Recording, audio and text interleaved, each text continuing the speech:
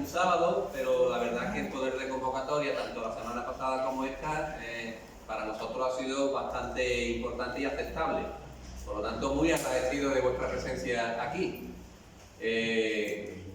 Me gusta que haya gente que no sea militante y que estén aquí interesada por las actividades que organizamos desde el partido, ¿no? Yo creo que son actividades interesantes, charlas interesantes desde el punto de vista de la historia, porque la historia es totalmente, a mí me impresiona, me gusta, y bueno, y si viene de la mano del conferenciante del día de hoy, como es Antonio Ortega, que nos va a hablar de la historia de los orígenes del socialismo en nuestra localidad, seguramente que lo va a hacer interesante, vamos a tener un ratito muy importante. Deciros que hemos organizado y programado las actividades durante el mes de octubre y el mes de noviembre, pero os quiero anunciar ya que vamos a hacer algunos cambios. Y vamos a hacer algunos cambios porque la agenda no nos permite pues, llevar a cabo el calendario de las actividades tal y como las teníamos planificadas. Quiero decir que la semana que viene y la próxima teníamos una serie de actividades ya concertadas, pero por problemas de agenda, en concreto la semana que viene nos tenemos que desplazar a Sevilla a un acto de Felipe González por sus 40 años, el 40 aniversario de la primera victoria de Felipe González, las primeras elecciones democráticas, y tenemos que ir por imperativo, tenemos que ir a Sevilla a ese acto. Y después la semana siguiente tenemos un acto también programado desde el Ayuntamiento, que es un acto importante, que es la concesión de la medalla de oro de la ciudad a don Rafael Alberto, el que fue jefe de la policía local, y también coincide el mismo día, a la misma hora, y por lo tanto vamos a suspender el acto de la semana que viene y el acto de la próxima semana, y lo que vamos a hacer es posponerlo, hablaremos con los conferenciantes, nos disculparemos, pero creo que es lo mejor que podemos hacer y así lo haremos. Bueno, vamos a lo que vamos, que es al acto del día de hoy, que tenemos aquí a nuestro amigo Antonio Ortega, y por supuesto voy a proceder, como no, a su presentación, aunque él no necesita presentación porque todos y todas lo conocemos. Quiero excusar a Pepa Caro, que es la organizadora de estas actividades culturales, pero bueno, ella está ahora mismo de camino a Checoslovaquia por temas familiares, tiene allí a su familia y se ha ido durante 2 semanas a vernos, y por eso no puede estar aquí, quería que lo supierais todos, y disculpada que tal. Bien, Antonio Ortega, doctor en Historia por la Universidad de Cádiz y profesor, es un ejemplo de dedicación entusiasta a la historia desde el respeto a la dignidad humana y desde la conciencia de que han ocurrido sucesos en nuestra época contemporánea que no pueden ser olvidados. Investiga la memoria de los asesinados en la guerra y en la cruel represión de la posguerra. Ha participado en numerosas publicaciones y como arqueólogo en muchísimas exhumaciones de fosas comunes, la última de ellas en la localidad cercana de Villamartín. Entre sus trabajos de investigación quiero destacar sus tesis, un estudio profundo de Arcos que él ha titulado Habitar y representar la agrocidad. Caracterización, vale, se pasa por utilizar las tecnologías. Bien. Caracterización y semiótica de un espacio conflictivo, Arco de la Frontera en el primer tercio del siglo XX. Otras publicaciones interesantes que podríamos mencionar son Violencia política o delincuencia común, los sucesos de Jerez y Arcos en 1936. La reedición del libro Historia de un libertario andaluz de Manuel Temblador en colaboración con Alfonso Oñate en 2019. También hizo el prólogo al libro Historia del Colegio Nuestra Señora de las Nieves. Por cierto, tenemos aquí a su director hoy, bienvenido Antonio, Apuntes para una historia de la educación de Arcos de la Frontera, cuyo autor es Antonio Domingo.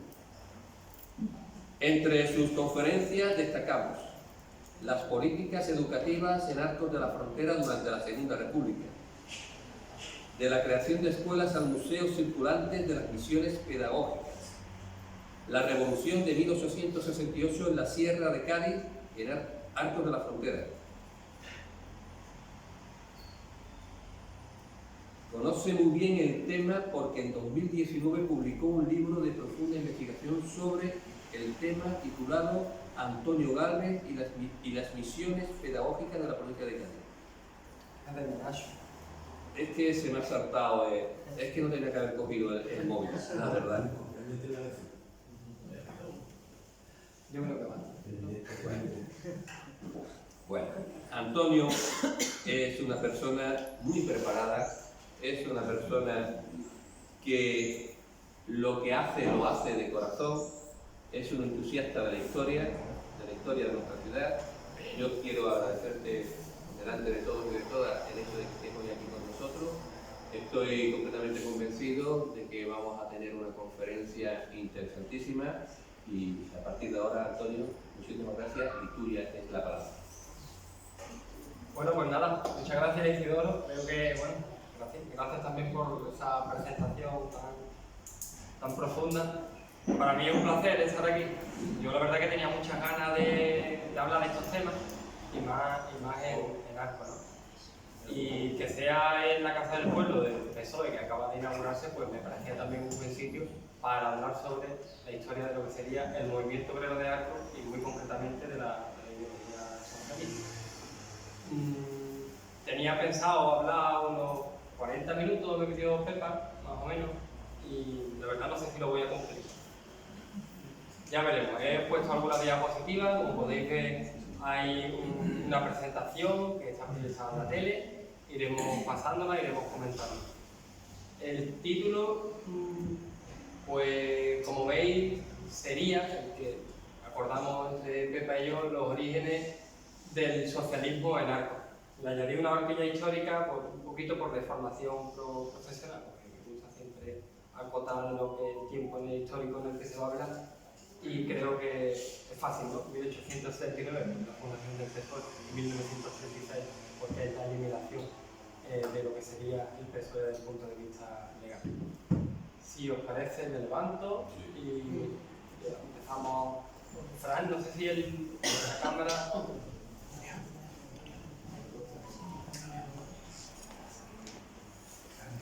Sí.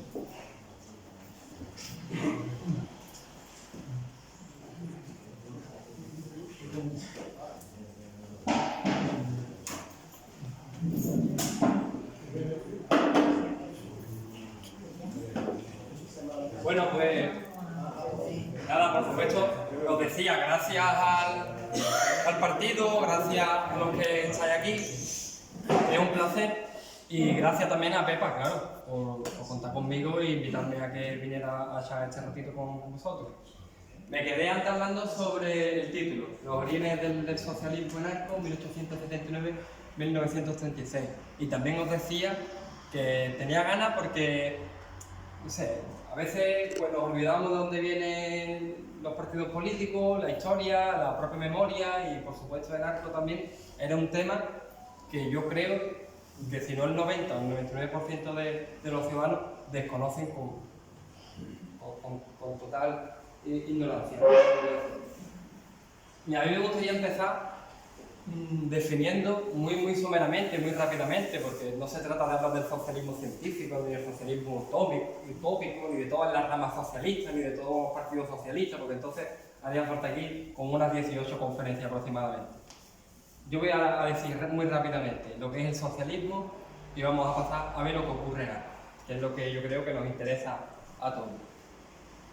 ¿El socialismo qué es? Bueno, creo que podemos definirlo muy someramente con dos ideas muy rápidas. El socialismo sería pues, una filosofía política que lo que intenta son dos cosas. Una, la igualdad política, social y económica de todos los seres humanos, radique donde radique, da igual su sexo, edad, etc. Y la propiedad y la administración social de los medios de producción sea colectiva, frente a lo que sería una administración privada. Tenemos referentes, Saint Simon, Karl Marx, etc.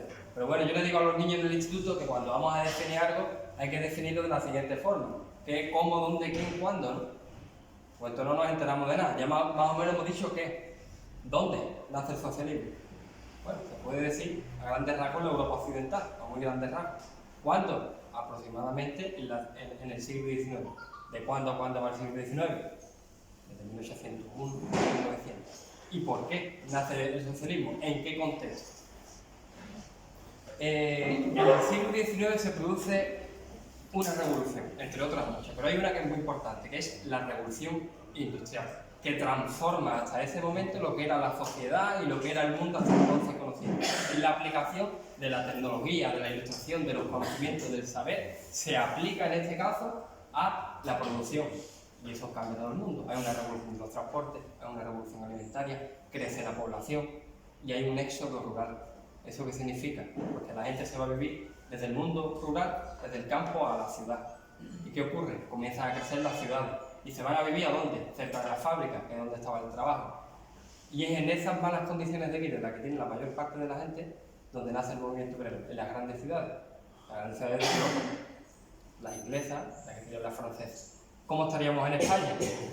Pues un poquito diferente, porque España hasta ese momento no era industrial. Había como dos grandes focos, el País Vasco y Cataluña. En Barcelona, aproximadamente en la segunda mitad del siglo XX, comienzan a nacer las principales organizaciones obreras que ya van a ir tomando como base la ideología socialista, claro. Fijaos, decía antes que el socialismo tiene como diferentes ramas, ¿no? O que hay diferentes concepciones de lo que es el socialismo. He puesto como a dos de los grandes hitos del socialismo. Saint Simon, padre del socialismo utópico, y lo menciono muy rápidamente porque si no vamos hasta aquí, hasta las 5 hablando. El padre del socialismo utópico, que por ejemplo dio pie a que en el Tempur, aquí muy cerca de Jerez, se fundara, hubiera un intento de hacer un falasterio, que era una organización social, económica, política, lo que hemos dicho, totalmente aparte de lo que se daba en el siglo XIX. Eso se intenta hacer el Tempur y Marx, ¿no? El padre de lo que sería el socialismo científico. Bueno, ¿qué pasaba en España, no? Aparece el movimiento obrero, aparece el socialismo, se funda la primera internacional, etc. ¿Qué ocurre en España? España, como decía antes, era un país eminentemente agrario, con muy poca industrialización, excepto los dos focos que os comentaba anteriormente. Claro, aplicar el socialismo a una zona rural, cuando está enfocado desde el punto de vista urbano, es uno de los principales problemas en los que se va a encontrar el socialismo en España. De hecho, ¿dónde nace el PSOE? En Madrid, en Pablo Iglesias, ¿no? El mundo urbano frente al mundo rural. ¿Cuáles eran las condiciones en este caso de Arco en esa época?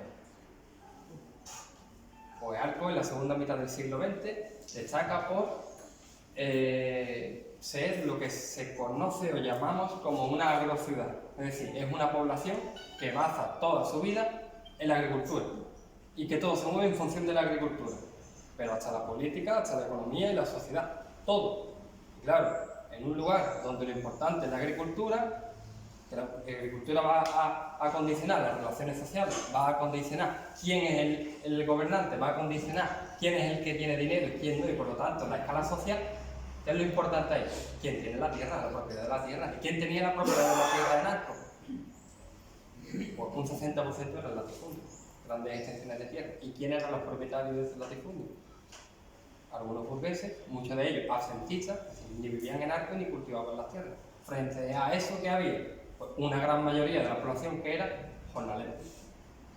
¿Y qué devienen? ¿Qué condiciones materiales o humanas devienen de ser jornalera? Malnutrición, pobreza, incultura, no hay casa. De la malnutrición vienen las enfermedades, alta mortalidad infantil, etc. Esas son las condiciones de vida en las que se vive Arco. De hecho, Arco, en las dos últimas décadas del siglo XIX, pierde población. Es algo insólito. Si tasamos trazamos una línea de la evolución de la población, vemos como en la década del siglo XX pierde población. Estamos hablando en un contexto también nacional de crisis desde el punto de vista, bueno, 1898, ¿no? La crisis del regeneracionismo y de finales del siglo XIX en España. Mirad, yo he dicho antes lo de que había unos cuantos que eran los latifundistas, ¿no? Que eran los que controlaban esto en Arco. Lo he dicho yo puedo ser sospechoso, ¿no? Subjetivo, una apreciación mía. Pero mira que lo dice. En el año 1900, José Olivares Vea, además de ser el teatro, el nombre de nuestro teatro, José Olivares Vea, bueno, por eso se llama así el teatro, claro, obviamente, era el líder del Partido Conservador de Arco. Era como el último eslabón del caciquismo en Arco, para que nos entendamos y hablando claro. Y quiero dejar una cosa clara, voy a citar un montón de nombres de gente de esa época, hace un siglo, de hace 50, 60 años, lo hago sin ánimo de nada, obviamente. Soy historiador y tengo que utilizar las fuentes que hay. Y voy a citar. Yo no estoy diciendo que sean malos o sean buenos. Estoy explicando lo que hay en base a documentos y en base a un razonamiento. Lo aviso porque alguna vez me ha ocurrido de que he dicho algo y alguien se ha molestado, ¿no? José Olivares Vea decía, líder del Partido Conservador, alcalde de Arco, por eso se llama el teatro así, muy bien. ¿Este qué decía? Pues decía esto, dice, los cortijos de Gédula, Gedulilla, La Torre, el Palomar, San Rafael, el Toril, Las Posadas, Albrajanejo, Alpechite y otros, es decir, la casi totalidad de los predios laborables están, como se ha dicho, colonizados por forasteros. Atención, forasteros, eso quiere decir gente que no son de Arco. Estos, como es natural, tienen sus operadores temporales de sus mismos pueblos y prefieren a braceros de otras localidades que están unidos con ellos por lazos de amistad y parentesco, trayendo por consiguiente una disminución de la localidad, en lo que se traduce todo el año en falta de medios de subsistencia. ¿Qué quiere decir? Si la gente que tiene la propiedad de la tierra es de fuera, ¿a quién le va a dar trabajo? A la gente de fuera, a la gente de Arco. Eso casi lo menos, ¿no? ¿Qué ocurría? Que esto daba lugar a una permanente calamidad, malnutrición, enfermedades. La gente se va a organizar y va a haber motines en Arco. Y eso que va a dar lugar origen a temores de alteración del orden público, agravado, ojo aquí, por las nuevas teorías y asociaciones de resistencia. Y esto va a determinar un pánico y alarma constante. Y a lo que os decía antes, Arcos era, por lo tanto, para José Olivares Vea, un vecindario, había quedado reducido a un vecindario, a una colonia de infelices trabajadores del campo en faenas de cultivo extremo. Una colonia de infelices trabajadores del campo. Eso era Arcos, para Olivares Vea en 1900. Os decía antes, estas eran las condiciones más o menos a nivel material, social, político, económico de la ciudad. Os decía que la mayor parte de la gente, pues, era jornalera, todo esto. Muy bien. ¿Van a hacer algo por mejorar sus condiciones de vida? ¿Sí o no? Depende. Hay por ahí una teoría sociológica que dice, que habla de la estructura de las oportunidades políticas. Es decir, yo me atrevo a hacer algo cuando sé que va a triunfar. Si yo me meto en lío, o me meto en una sublevación, o me meto en un partido político, me meto porque sé que tiene opciones de llegar a algo, si no, no me meto, ¿no? O hay diferentes momentos de la historia contemporánea del siglo XIX en los que va a ocurrir cosas en Arco precisamente cuadrando con los sucesos que están desarrollando en el ámbito nacional. En 1841 hay en Arco una sublevación muy importante de unos campesinos que en este caso van a intentar tomar las tierras de propios, que eran las tierras públicas, que en este caso eran del ayuntamiento, pero que habían salido a subasta y se habían quedado unos cuantos. Se reparte y hay un tipo que se llama Corona que va a caudillar a miles de jornaleros de Arco y se van a hacer con el pueblo. Va a tener que venir un batallón para aplastar este motín. Lo mismo ocurre en 1888, cuando se produce la Revolución de la Gloriosa, cuando literalmente pues Topete y otros muchos se alzan contra la reina Isabel II y se produce pues esta revolución. En Arco viene gente de Paterna, por aquí está hoy Rosa, ¿no? Que viene de por ahí, de esa zona. Gente de Paterna va a venir a tomar tierras a Arco. Es decir, frente a estas miserables condiciones de vida, la gente sí se va a rebelar, y se va a rebelar desde el punto de vista del orden público o respetando el orden público, es decir, con protesta, yendo a ver al alcalde, queremos trabajo, nos pasa esto, no tenemos que comer, pero también de forma violenta, claro. como Corona en 1841, como en 1868 y otras muchas veces. Hay un montón de ocasiones. Bueno, iban al alcalde a buscarlo, el alcalde de Maduro se tenía que ir corriendo. En fin, en innumerables ocasiones. Ahí pongo un ejemplo. En el año 79, ¿no? Las masas de trabajadores, sin atender las amonestaciones y reflexiones del señor alcalde primero, que creo que era Manuel Muñoz Vázquez, trataban de imponerse a la autoridad con exigencia y amenaza, ocurriendo también el hecho de atentar contra el referido. Si iban a su casa lo buscaban y a veces incluso atentaban contra él, ¿no? ¿Qué ocurre? ¿Os suena eso de la mano negra? Seguro que os suena, la mano negra. ¿Qué era eso de la mano negra? Una conspiración de los trabajadores para asesinar a todos los burgueses, ¿no? Algo así. Bueno, realmente, cuando llega el sexenio democrático, desde 1868 a 1874, lo que hacen es que los obreros se asocian. Desde el punto de vista legal, se van a asociar y también de forma clandestina. Se van a asociar ¿en qué? En sociedades de resistencia, sociedades de trabajadores. Esto es aprovechado por la patronal para acusarlos de que intentan, pues, pervertir el orden, van contra la propiedad privada, van a robar a los olivos, que sí. Además que tiene que leer el libro de Miguel Mancheño, que desgraciadamente es el único libro que tenemos que nos cuenta algo. Pero claro, Miguel Mancheño lo escribe en primera persona, que es como si yo escribiera hoy de la actualidad, ¿verdad? Pues voy a dar mi opinión. Voy a confundir la historia, la memoria y mi opinión. Y Miguel Mancheño la confunde. De hecho, habla de los trabajadores como si los trabajadores iban en zapatos de charol, dice. Zapatos de charol. En el siglo XIX, Diego Caro me decía, pero me he dedicado toda mi vida a estudiar eso y yo jamás he leído en ningún sitio una fuente verídica que de verdad que los obreros fueran con zapatos de charol y fueran ricos. Las condiciones que había eran estas. ¿Y qué van a hacer? Se van a asociar, como decía, ¿dónde? Es que en 1864 se forma la Asociación Internacional de Trabajadores, la primera agrupación de trabajadores de todo el mundo.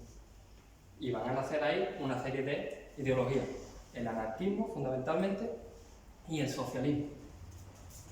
¿Qué ocurre en España y en Andalucía? La Federación de Trabajadores de la Región Española y antes la Federación Regional Española, que se van a organizar. Desde el punto de vista legal nos vamos a intentar pelear por mejorar nuestras condiciones de vida, de la forma legal. Ojo, también ilegal, como os decía. Y en algo va a ocurrir una cosa trascendental. Y es que, además de que empiezan a llegar las noticias de esta asociación de trabajadores, empiezan a llegar de que hay unos tipos por ahí que se llaman Marx, que ya está extendiendo la ideología socialista, de que todos somos iguales ante la ley, que tenemos la misma igualdad económica, que tenemos la misma igualdad social y todo eso, pero además de eso, llegan, como decía, los principios de la Internacional, y llega aquí algo este hombre, Rafael Pérez del Álamo.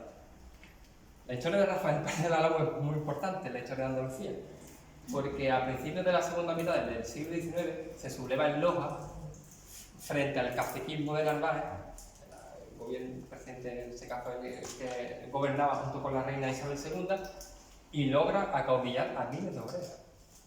Y hace una auténtica revolución. Es conocida como la revolución del pan y el queso. A Pérez del Álamo lo cogen, lo condenan a muerte, le conmutan la pena, acaba en Sevilla y a finales del siglo XIX aparece en algo. Yo no he encontrado registro escrito mucho de Pérez del Álamo.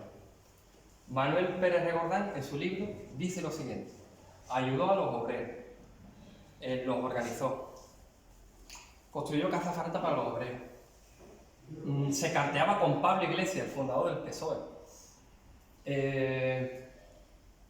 Además también va a fundar, dice, la Fraternidad Obrera. Ahora veremos Fraternidad Obrera. Y bueno, va a acabar sus días narco, viviendo, pobre, era albeita, veterinario, y acabará errando caballos y tal, y ayudando a la viuda pobre. Cuando Pérez del Álamo llega, al final del siglo XIX, ya a principios del XX, ¿cómo estaba en el primer tercio del siglo XX? Pues mirad, dos fuentes así rápidas. Hay muchísimas más, pero dos fuentes rápidas. La primera, el Eco de Arco, que era el periódico de la época. Piensen todos los interesados que la anormalidad provocada por la falta de trabajo y sus secuelas, el hambre, en cientos, quizá miles de familias, conduce a la desesperación. Y lo inmediato de la desesperación es la violencia que a todos perjudica y que, cuando es producto de la miseria, no puede reducirse por la fuerza. Si una persona se te subleva por la miseria, porque no tiene dónde caerse muerto, no se puede reducir por la fuerza. No tiene hambre, porque si su tuyo se está muriendo, porque si va descalzo. Eso lo decía el Eco de Arco, no lo digo yo. Además, hay el hijo de Olivares Bea, era José Olivares Piña. Era un industrial, era ingeniero eléctrico y tenía una fábrica de pan muy importante, de harina también. Y era, a principios del primer tercio del siglo XX, era como la persona más importante de la derecha local, o del conservadurismo local, ¿no? De hecho, llegó a ser alcalde en distintas ocasiones y va a participar también en la Segunda República como concejal, ¿no? Él decía y hablaba de los problemas que tenían los obreros de Arcos. El problema de la vivienda en Arcos reclama pronto remedio, rápida solución, para que esos seres desheredados de la fortuna siquiera puedan disfrutar de las caricias de los suyos en habitaciones higiénicas y holgadas de sus modestas viviendas. Y es que los ratos de descanso en la lucha por la vida no les sirve nada de nuevo de tormento al verse hacinados como cerdos de pocilga. Cuando tú ves los retratos que hacen los señoritos de la época, y hablo claro, sobre los obreros, vas a ver que los tratan como con cierto desdén, ¿no? Frecuentan las tabernas, les gustan los juegos de azar, no son religiosos, no respetan la Semana Santa. Repito, leed Miguel Macheño y veréis esta descripción que hacen de los obreros, ¿no? Y ahora veremos cómo eso era un poquito diferente. Y lo vamos a ver aquí. El primer tercio del siglo XX, es decir, desde 1901 hasta 1930 o 1931, que es cuando llega la Segunda República. A ver, mira, os decía antes, decía Pérez Regordán que Pérez del Álamo fundó Fraternidad Obrera. Yo difiero en este caso con Regordán. ¿Por qué? Porque antes de Fraternidad Obrera existía la sección varia. ¿Qué era la sección varia? Pues en 1899 un grupo de obreros se reúne en la calle Antonio Cremona, actual Cilla, que siempre digo Cilla, ¿no? Cilla. Siempre digo Cilla. Pues en esa calle se reúnen algunos obreros y empieza a salir en el Arcobricense, que era el periódico de la época, existen rumores de que una conspiración de obreros se están reuniendo con el objetivo de atentar contra la propiedad privada, con el objetivo. Lo mismo, otra vez con la cantinela de la mano negra. Muy bien, se persona allí la Guardia Civil. ¿Qué es lo que había? Un grupo de obreros leyendo el periódico y que habían decidido que se iban a reunir para mejorar sus condiciones de vida. ¿Cómo? De forma legal. ¿De forma cómo? Fundando la sección varia. Era una de zapateros y lo otro que era una más bien mixta, ¿no? Sobre todo de trabajadores del campo. Y eso está, ese testimonio está publicado en Guadalete y está en el Arcobricense, tal cual, ¿no? Muy bien, ¿qué ocurre en esta sección varia? ¿Qué está ocurriendo en el ámbito nacional? Que el socialismo no va. Pablo Iglesias se presenta a las elecciones 1, 2, 3, 4, 5 y nunca sale. Nunca sale. Creo que hasta 1910, creo, recordar. Desde que se funda el PSOE, unos cuantos años, como 30 años, y presentando. ¿Qué ocurría? Claro, el sistema político estaba bañado. Estábamos en los tiempos de la restauración y del caciquismo, donde se cocinaban quién iba a salir y quién no. Y en este caso, claro, el pueblo de Pablo Iglesias pues no salía nunca, ¿no? ¿Qué otra vertiente existía? Los republicanos. ¿Qué son los republicanos? Pues un grupo también en este caso, de ciudadanos que no apoyan a la monarquía, pero que no tienen una concepción del mundo desde la división de la sociedad en clases. Es decir, el PSOE viene de la teoría de Marx, ¿no? El mundo está dividido entre los oprimidos y los oprimidos, entre los burgueses y los trabajadores. La historia del mundo se resume en la lucha de clases. Ha existido siempre una lucha de clases. Unos que tienen mucho, otros que tienen poco, y luchan entre ellos. Eso es lo que decía Marx. Dicho de una forma muy básica, Claro, los republicanos no tenían esta lectura, porque procedían igual eran médicos, profesionales liberales, no hacían estas lecturas marxistas del presente, pero van a fundar partidos y van a estar también cerca de los obreros. ¿Qué ocurre? que en el primer tercio también del siglo XX aparece Alejandro Lerroux, que es un político muy importante, que también va a ser pues muy fundamental en la historia del movimiento obrero de Arcos. ¿Por qué? Porque este Alejandro Lerroux influye en Manuel Moreno Mendoza. Manuel Moreno Mendoza era un esquincallero de Jerez que había participado en el suceso de la Mano Negra y que se va a dedicar a hacer proselitismo por toda Campiña Gaditana, es decir, a ir por los campos diciéndole a la gente que tiene derecho, que tiene igualdad, etc. ¿Qué ocurre? Que viene Arco también. Y entre otros muchos, ¿en quién cala este mensaje? En el que veis ahí arriba, en Andrés Scott. Andrés Scott, y otros muchos, van a comenzar a refundar la sección Varia. Y a partir de ahora se van a escribir los obreros de Arcos al republicanismo reformista. Es decir, el socialismo era una revolución, plantea una sociedad totalmente distinta, donde todos seamos iguales, y esta gente que hace, no, vamos a seguir con esta sociedad, pero haciéndole una tímida reforma. Y todos los obreros de Arcos, o una gran mayoría, se vuelven republicanos reformistas. ¿Por qué lo digo así? Porque esto se ve perfectamente en las elecciones. Vamos a ver cómo a nivel local las urnas van a comenzar a llenarse de papeletas de los republicanos. Y vamos a ver, por ejemplo, cómo Arcos y Trebuena se convierten en el primer tercio del siglo XX en un bastión del republicanismo, gracias a Manuel Moreno Mendoza, a Rafael Pérez del Álamo, a Andrés Escó, a la sección Varia esa, que era un grupo de trabajadores que se había reunido para mejorar sus condiciones de trabajo y que cuando votaban a los republicanos. Vamos a ver también cuando aparece lo que sería la fraternidad obrera y la importancia del anarquismo. Arcos sí era algo en el último tercio del siglo XIX y en el principio del XX, desde el punto de vista obrero político, sociopolítico, no sé cómo llamarlo, sería anarquista. En Arcos había muchos anarquistas. Era muy diferente al socialismo. Y esa era una de las principales razones, junto con lo que he explicado antes del republicanismo reformista, por lo que el PSOE no nace en Arcos. No va a nacer hasta el año 25, spoiler, ahora lo digo. Hasta el año 25 no nace el PSOE. Es decir, desde 1879 hasta el 25, ¿cuánto van? 50, casi 50 años, ¿no? Y 50 años que no hay PSOE en Arcos. No existe. ¿Eso quiere decir que no hubiesen socialistas? No. Sí había socialistas. ¿Qué hacían? Que cuando iban a las elecciones entraban dentro de una conjunción y después había gente que era republicana y socialista, pero que en ese caso pues votaban los mayoritarios, que eran los republicanos reformistas de Andrés Escott. Pero no liaron mucho. Este es José Olivares Piña, y lo decía antes que era como la gran promesa de la derecha local del primer tercio del siglo XX, el hijo de Olivares Vélez. Y mirad, fijaros, si era lo de Arco un poquito extraño, que hay un hombre que es Anastasio de Gracia, que era de la UGT. Y claro, UGT se funda también cuando el PSOE, y viene por Arco a ver cómo está el estado de las clases trabajadoras, a ver qué es lo que ocurre aquí. Y dice, se ha celebrado un mitin en la Plaza de Toros. Escasa asistencia. Y de las conversaciones celebradas se deduce que el estado de los trabajadores es de un completo escepticismo. Es decir, yo ya estoy que ni anarquismo, ni...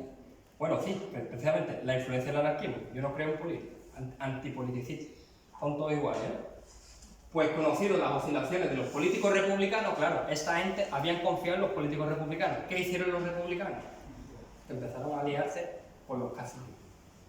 Por eso va a salir, por ejemplo, Manuel Moreno Mendoza, diputado por Madrid. Y en Arcos, por ejemplo, había una alianza entre los antiguos liberales caciques con los republicanos. Entonces la gente va a pensar, son todos iguales. Esto parece que suena mucho a las alianzas actuales por todos lados, ¿no? Pues conocidas las oscilaciones de los políticos republicanos, piensan, cuando eso se habla, que los hombres que hoy le dirigen la palabra, es decir, cuando van los de UGT a explicar, no, se tenéis que organizar, es que ya hacía 40 años había estado aquí Manuel Moreno Mendoza hablando de eso, había estado incluso aquí los anarquistas de Barcelona, y claro, esta gente ya viene de vuelta, en este caso, los obreros de ahí. De todas formas, va a existir un núcleo, aunque es pequeñito, de trabajadores, muy importante, y ahí está el germen del PSOE. Ese hombre, Manuel García Sañudo. Yo pido hoy aquí que el PSOE le tiene que hacer un homenaje a este hombre. Pues su familia vive, y bueno, ahora contarle un poquito. Es la gran persona, es el fundador del socialismo, es la gran persona del PSOE antes de Jesús Ruiz. Manuel García Sañudo. ¿Este hombre quién era? Bueno, él era obrero, llega a tener un bar, el Café Siglo XX, en la Corredera, y se va a entrar en la Fraternidad Obrera, en este sindicato donde estaban los anarquistas, los republicanos, los socialistas, y va a ser su presidente. Incluso él va a ser quien compre para los obreros el local, el sindicato, bajo su gestión. Para que veáis algo de sus valores, ¿no? Decía en una revista de feria, en los años 20, la carencia de instrucción, educación, ¿no?, es el germen de todas las tiranías. Pensad eso, ¿no? La carencia de instrucción es el germen de todas las tiranías. En tanto que el cultivo del saber es manantial de todo lo bello, de todo lo noble y justo. No hay contraste imaginable para demostrar la diferencia que existe entre la ignorancia y la ilustración, como si se comparara lo blanco y lo negro. Difundir la cultura entre las clases desheredadas es un deber ineludible y vale en los pueblos cuanto mayor grado de cultura poseen.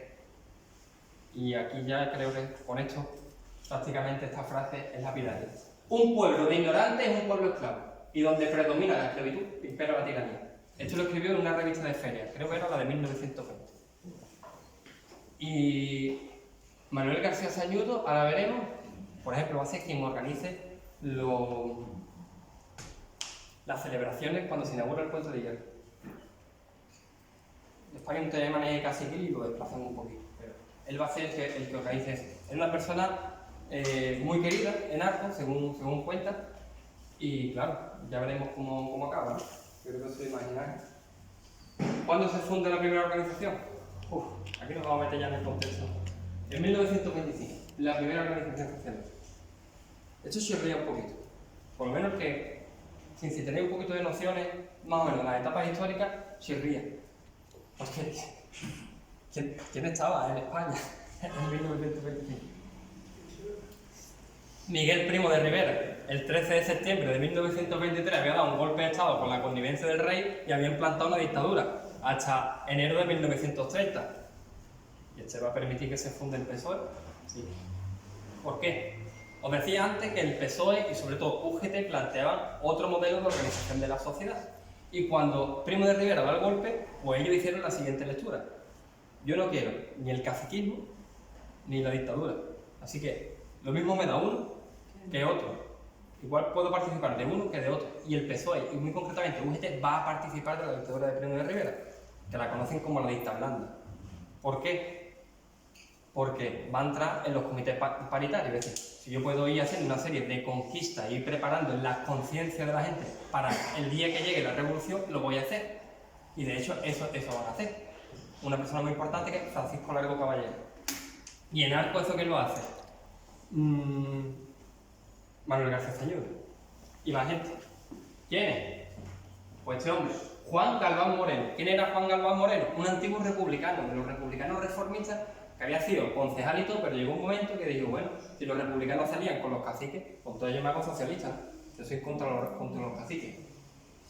Y dice, sería el hartazgo del republicanismo dominante y la divergencia con los objetivos llamados sindicalistas, lo que facilitó, en este caso, que en Arco hubiese una asociación socialista, la primera agrupación. Lo mismo como un poquito pesado, pero lo voy a repetir.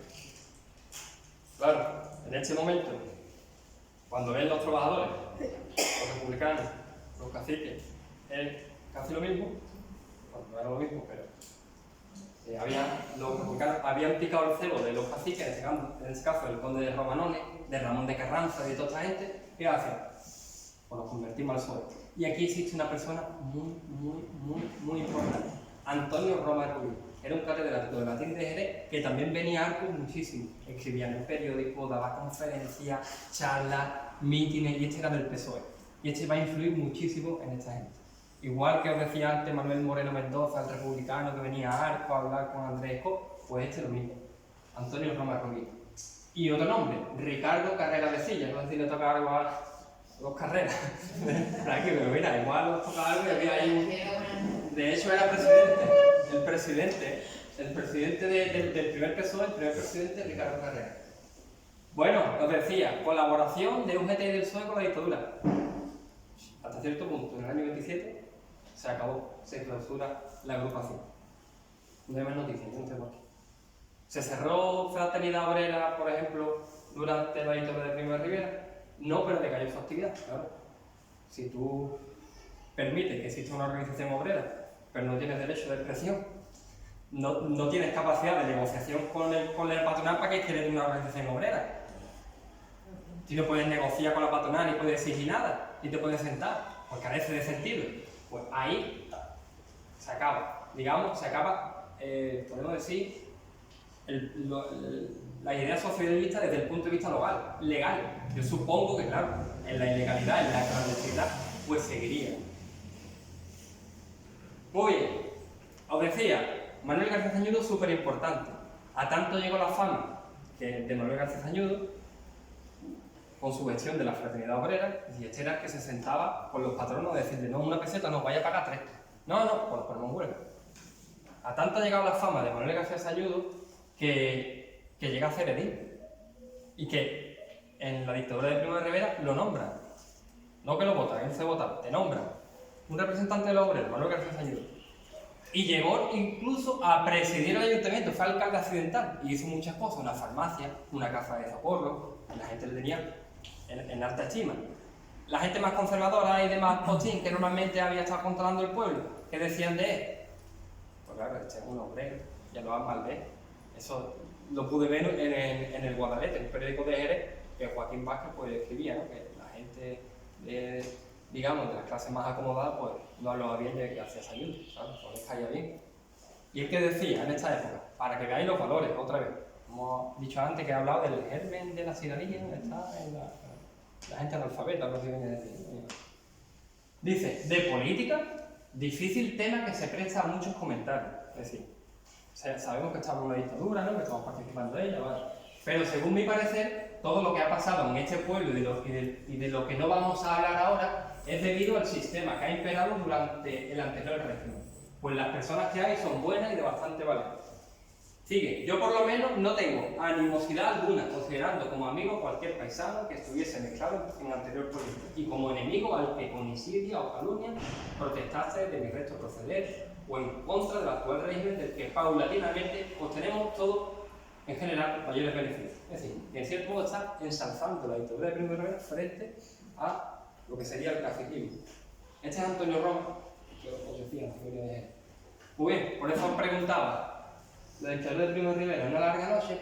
No, de hecho ese es Primo de Rivera. La mujer es Cecilia Molina, que le pone, es la madrina del somatel local. Y el que está a la derecha es Manuel García Zañudo. Pero cambia todo. A finales de 1928, 1929, 1930, Primo de Rivera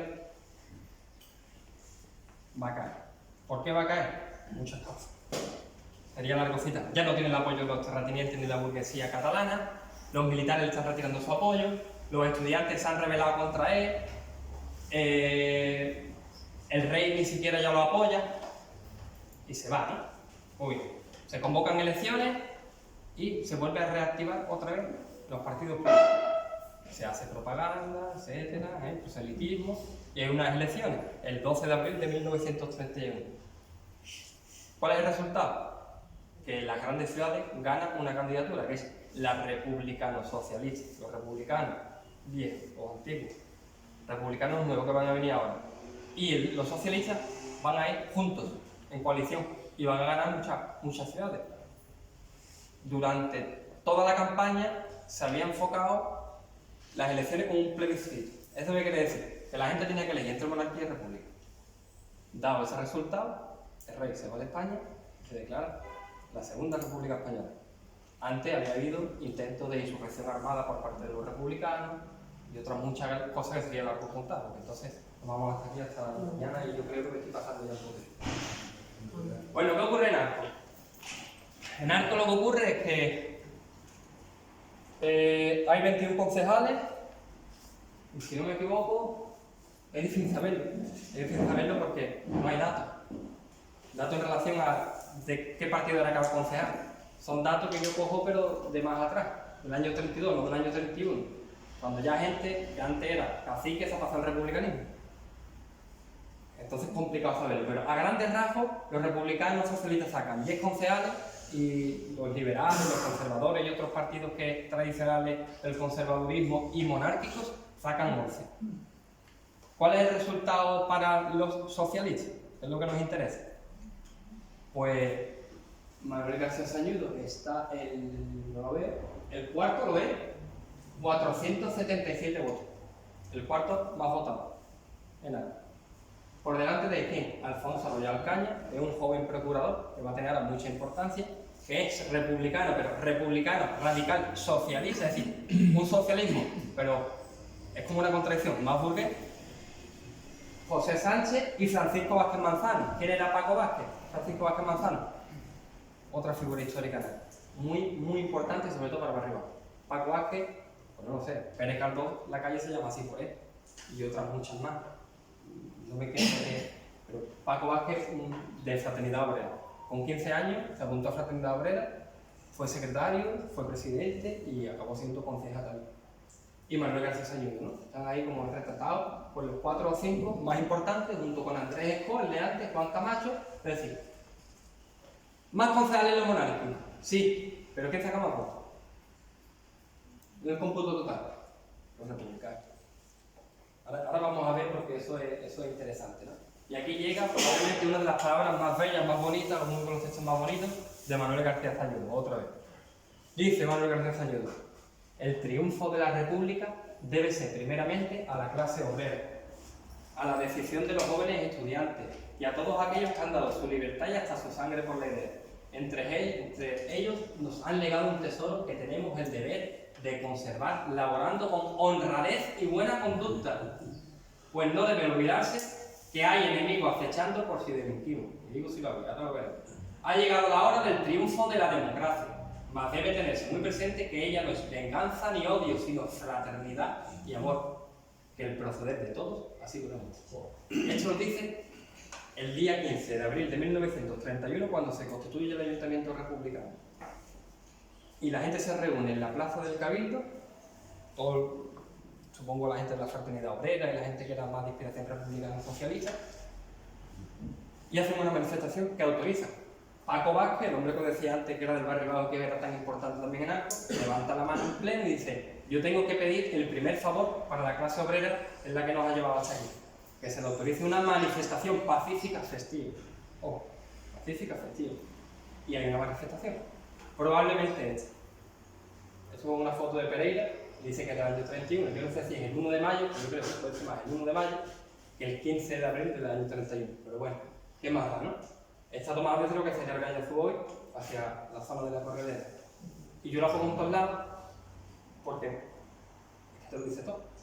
Cara, vestimenta, quién está, quién no está, cómo están, expresión y qué llevan, qué portan. ¿Os acordáis de Rafael Pérez de Lano? Ese tipo que había venido a Arco y había ayudado a fundar la Fraternidad Obrera, que había construido casas para tapar a los obreros. Lo llevan en volanda, con un cuadro. Un cuadro de Rafael Pérez de Lano paseándolo. Es decir, como Rafael estaba muerto. Lo hemos conseguido, ¿no? 30 años después, pero aquí está. Por lo que tantos años hemos peleado, la idea que nosotros hemos defendido, y pasean a Pérez de Lano. La bandera republicana y algunas banderas más que probablemente sean banderas de algún grupo ácrata, anarquista, libertario o de alguna asociación de trabajadores. Porque los trabajadores, es verdad que pertenecían a CNT, a UGT, pero se organizaban por gremios. La asociación de los carpinteros, la de los panaderos, la de los mecánicos, en fin. Bueno, y ocurre una cosa que es como una estocada para la República. Este régimen que viene con mucha, que promete mucho, ¿no? Que se recibe con tanta alegría por parte de las clases populares, pero ocurren algunas cosas. Y es que España había sido profundamente católica. Profundamente católica. Y una parte de la población seguía siendo profundamente católica. Pero también es verdad que existía desde el siglo XIX, si no desde antes, una minoría que era anticlerical, que estaba contra la Iglesia, contra todo lo que ellos representaban, contra. Y que en diferentes momentos se habían alzado y habían hecho, pues, por ejemplo, alteraciones de orden público, habían saqueado iglesias, la habían asaltado, la habían quemado, ¿Os acordáis lo que os decía al principio de la estructura de las oportunidades políticas? Yo hago algo cuando sé que va a triunfar. Claro, un grupo minoritario de anticlericales pues ve la llegada de la República, la liberación. La Iglesia estaba asociada al caciquismo, al conservadurismo, a la desigualdad, al poder. Por lo tanto, la Iglesia no va a querer. Era la lectura que se hacía en grupos más o menos minoritarios, y puedo poner algunos ejemplos, pero nos vamos a meter también en otro terreno. ¿Qué ocurre? Que en Madrid hay unos sucesos. Y es que se proclama la República y los altos cargos eclesiásticos comienzan a escribir en contra de la República. Abiertamente en las iglesias van contra la República. Herejes, tal, etc. Ya sabéis que los republicanos pues proponían otro tipo de sociedad, laica, ¿no? Si tú quieres una religión, sí, pero en lo privado, no en lo público. El Estado no tiene por qué financiarte tu religión. O la iglesia no tiene que tener el control de la educación. Fue otra de las máximas, ¿no? Claro, hay algunos como el cardenal Segura que a esto no le va a gustar y que van a pelear. Y eso va a comenzar a haber ahí un enfrentamiento entre republicanos o gente más anticlericales con clericales. Y en Madrid sucede una cosa, y es que hay un enfrentamiento muy gordo porque, bueno, en un parque ponen la marcha real, un taxista se enfrenta con ellos, acaban pegando un taxista republicano, acaba viniendo más gente, y es la mecha la que faltaba, ¿no? La gota que colma el vaso. Comienzan a asaltar las iglesias de Madrid.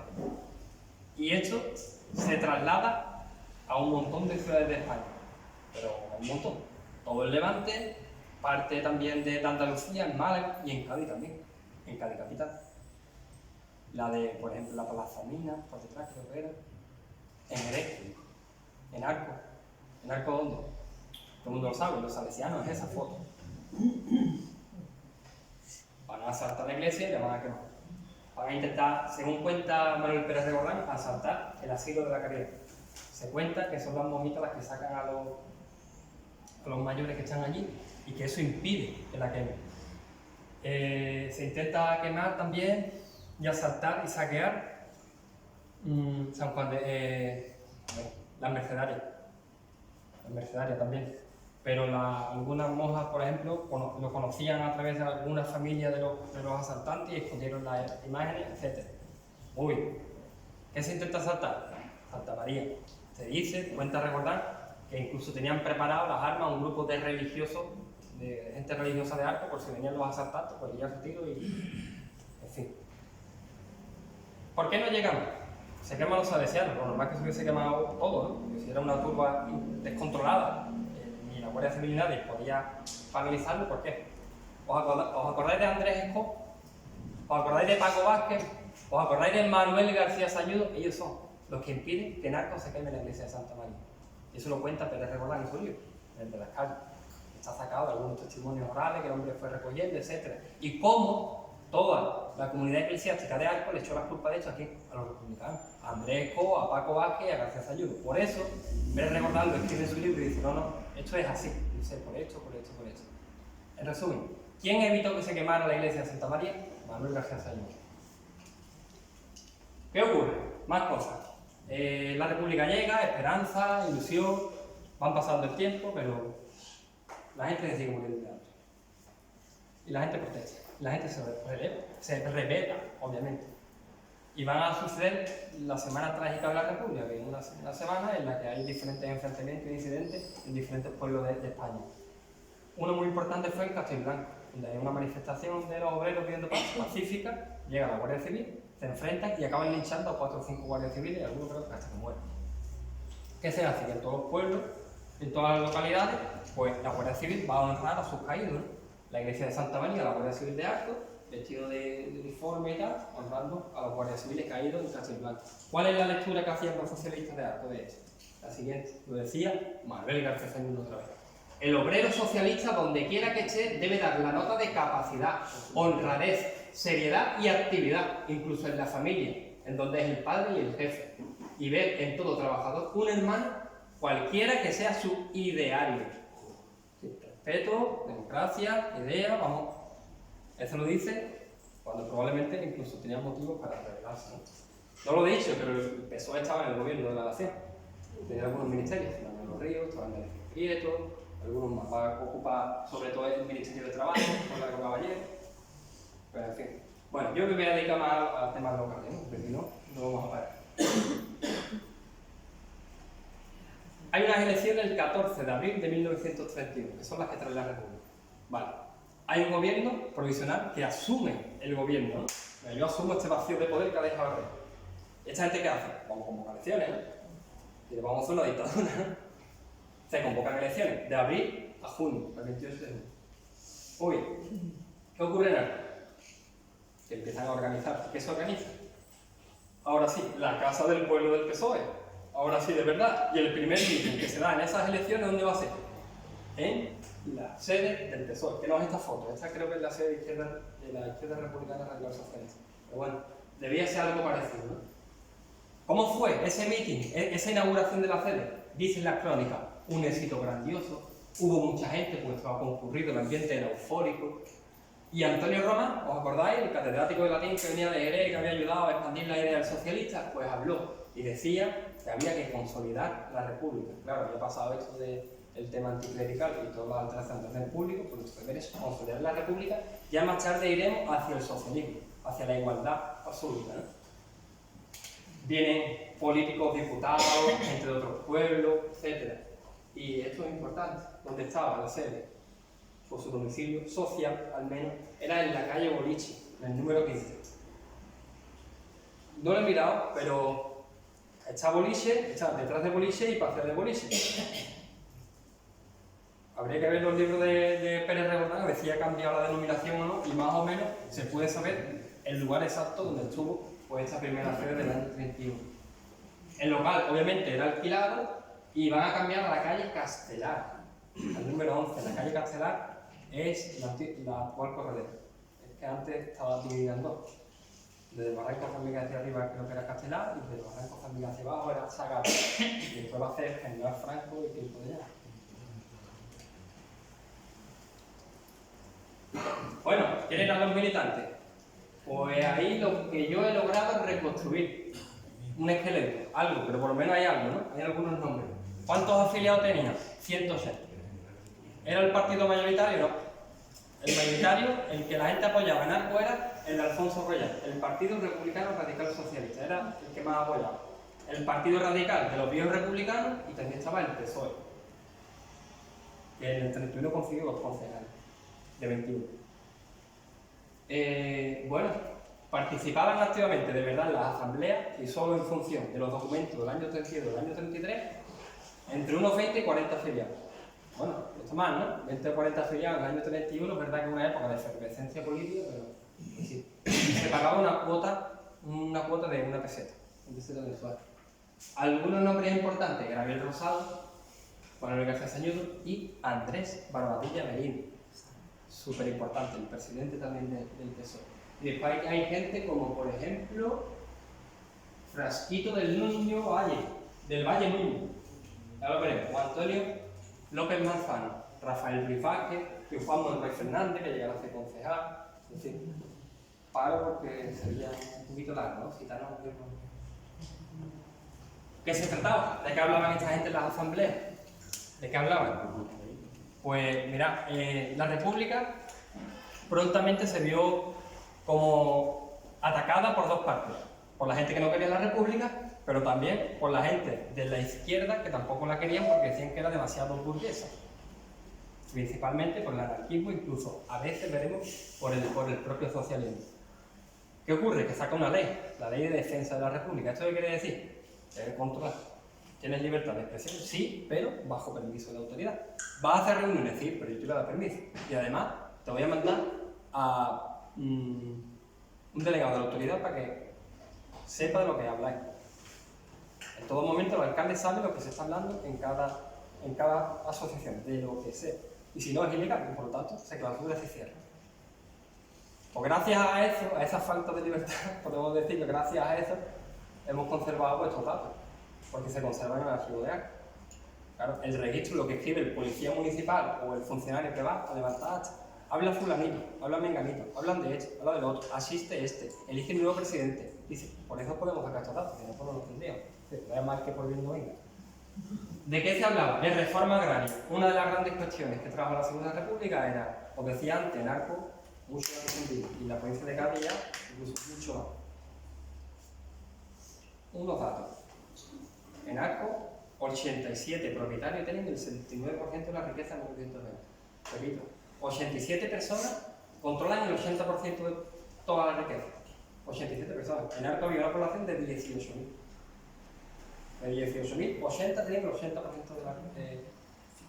87 tienen el 79% de la riqueza. La locura. Y más del 70% es jornadero. ¿Qué se va a plantear la República? Reforma agraria. ¿Esto qué es? Pues reformar la propiedad de la tierra. O pones en cultivo la tierra, o la asume el Estado, o la asume la sociedad y la pones en cultivo. Porque hay gente que está parada, porque la gente está muriendo de hambre, y porque hay que cultivarla. Por el del propio país, incluso desde el punto de vista nacional. Os decía antes, Largo Caballero llega al Ministerio de Trabajo y empieza a sacar una batería de medidas a favor de los obreros. Limita la hora de trabajo a 8 horas, el seguro de accidentes laborales llega también al campo y otro montón de cosas. La ley de términos municipales, es decir, no podías traerte a gente de otro término aquí. Y explico por qué. Ahora, desde el 19 había habido un montón de huelgas, ¿no? Está claro, ¿no? La gente se organiza, no tenemos que comer, sube el precio del pan, nos organizamos, huelga. Vale, muy bien. ¿Qué hacían los patrones? El problema, voy a Portugal y me traigo 300 portugueses que me recogen el trigo. ¿Sabes? Ya me cobran más barato. ¿Qué hace Largo Caballero? Prohibir. Primero él tiene que darle trabajo por ley. Primero tiene que darle trabajo a la gente del pueblo. Eso va a traer un montón de problemas. Porque hay pueblos como Bol, que no tienen término municipal. Y no pueden trabajar. O pueblos muy chiquititos, que no pueden. La gente de Torrelá, Quimerga, toda la gente de arriba, normalmente en la época de recolección bajaban a la campiña jerezana a trabajar lo que fuera. Esa gente ahora se muere de hambre. Eso va a traer muchos problemas. Pero bueno, legislación laboral. De todo esto se debatía en la asamblea. ¿De qué? El Estatuto Catalán. Por primera vez se va a alcanzar esa concepción, esta ley propia del Estatuto Catalán también durante la República. Y por supuesto del paro. Del paro que era el principal problema, gobernarse sin gobernarse. La asamblea que yo he visto, que tuvo más participación, fue una del 30 de enero del 33, justo después de lo de Casa Vieja. Y miro a Rosa porque Rosa es bisnieta, ¿no? Nieta de María Silva la Libertaria y bisnieta de Seideo, ¿no? Bueno, y su abuelo era un líder anarquista muy importante, Miguel Pérez Córdoba. Y claro, bueno, habiendo de Casa Vieja, enero del 33, la gente muy cabreada con la República, mayoritariamente de la CNT y sobre todo de la FAI, de la Federación Anarquista Ibérica, los más revolucionarios, la vanguardia del proletariado, se alzan contra la República para instalar el comunismo libertario. ¿Qué ocurre? En Arco había muchos anarquistas, en Casa Vieja y en toda la provincia de Cádiz, que se alzan contra la República para traer otra sociedad diferente, porque la República es burguesa, porque no hace la reforma que debería de hacer y porque no hay engaño. Y se alza. ¿Qué ocurre? Que el 8 de enero del año 33 los catalanes se tenían que sublevar a una huelga revolucionaria en la parte de Aragón y que eso se trasladaría y correría como una mecha a toda España y se instalaría en España por primera vez pues, un comunismo libertario y la igualdad real, política, económica, social, que era también alguno de los principios que quería el socialismo. Bueno, ¿cómo acaba esto?